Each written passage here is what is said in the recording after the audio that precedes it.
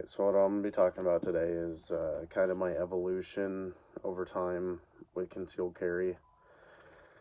First off, the main point of the video is the Smith & Wesson Bodyguard 2.0. This is the pistol that I inevitably have ended up carrying. You know, it was the best option for me. And I'm going to kind of break down why that's the case. So this pistol is crazy small. Like, I can grab it like this and my finger almost extends all the way to the end of the muzzle. I've got the other options of what I used to carry next to me as kind of a size reference. So I've got the Smith & Wesson Shield in 45. This is the Shield 2.0. And this is the Bodyguard 2.0. You can just tell the size difference between these two things is crazy. And it's not like the Shield is that big of a gun to begin with.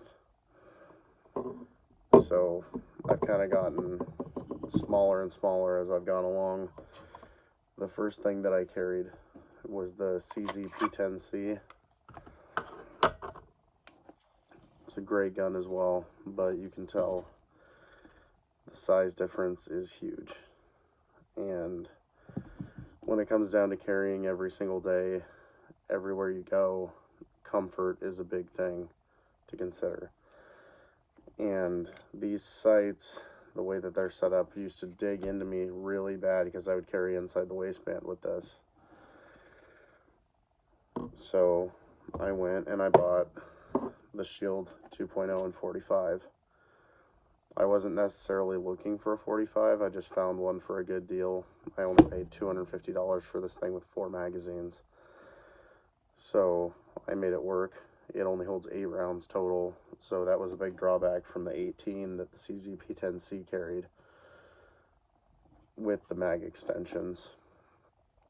So I traded capacity for size, and the holster I used for this was the Essential Holster Naked holster, and not a lot of complaints there. I mean, the way that this fits onto the gun, just over the trigger guard like that, and then this clips onto your waistband, I could move back and forth really well, and the gun kind of moves with your body if you're carrying in that style. So it was good, but it wasn't perfect for me. So that's where this gun came in. And these are only $400 new, and that was a big selling point for me. This is a quality gun in a small package that can hold 12 rounds in this magazine with a little extension on the base plate. And the holster I decided to go with was the Vedder pocket locker holster, which I got in the chocolate brown color. Not for any particular reason, I just liked it, and they can come in an assortment of colors, but I decided to go with brown. And the way that this locks in here is just like the holster I have for the CZ, just like an inside the waistband holster, but it just fits in. There's no clips on it at all. And to release the gun, this is an option you can add on to it, is the thumb release, which I would recommend.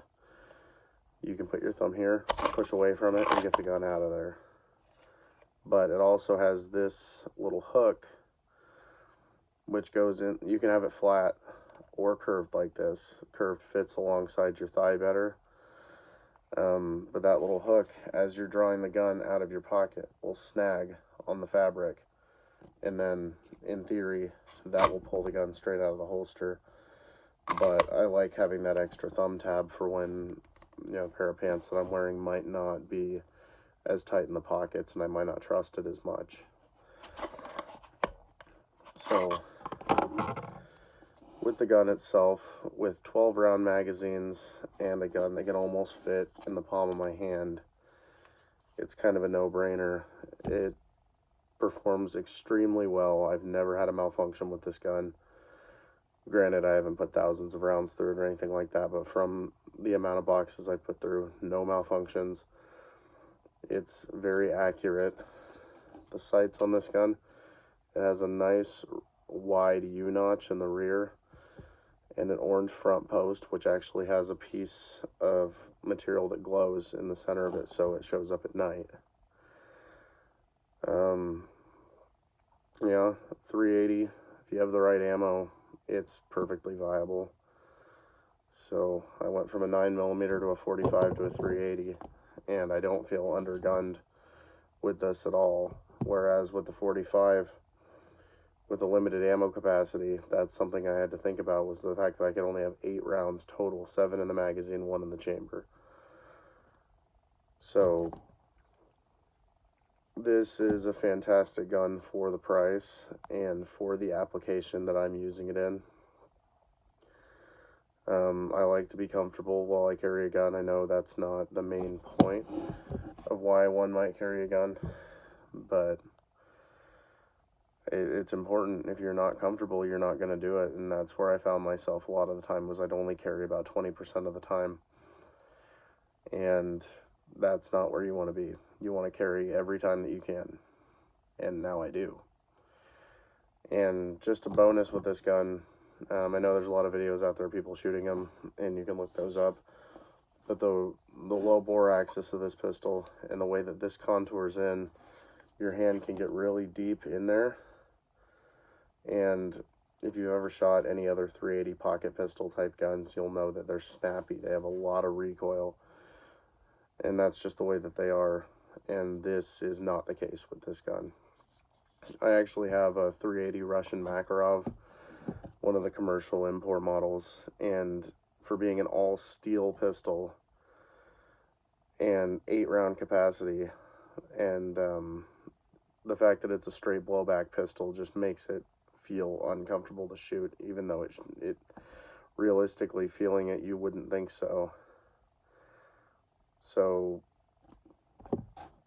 I think that Smith & Wesson took the 380 cartridge and then built a pretty much perfect pistol around it. And this is one of the most innovative pistols I've seen in my lifetime, even though it doesn't come with an accessory rail or optics mount. It's just the design itself, I feel, is ahead of pretty much any other 380 pocket pistol you're going to find. And it's comfortable to carry, easy to shoot. I don't have a lot of complaints with the gun. So that kind of sums up my evolution of carry and my ideals around it, that you need to be comfortable because the gun that you have with you is better than the gun you left at home. And whatever you're comfortable carrying, carry it. And none of these pistols are a bad option.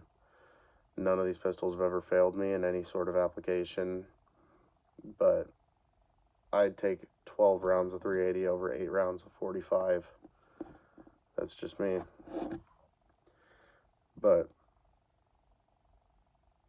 that's all up to personal preference, I guess. But I'm here to say that if you have any sort of interest in this gun, don't hesitate on it because it's a 380. And I know there's been a lot of ads about the Vedder pocket locker all over Facebook. I've seen them.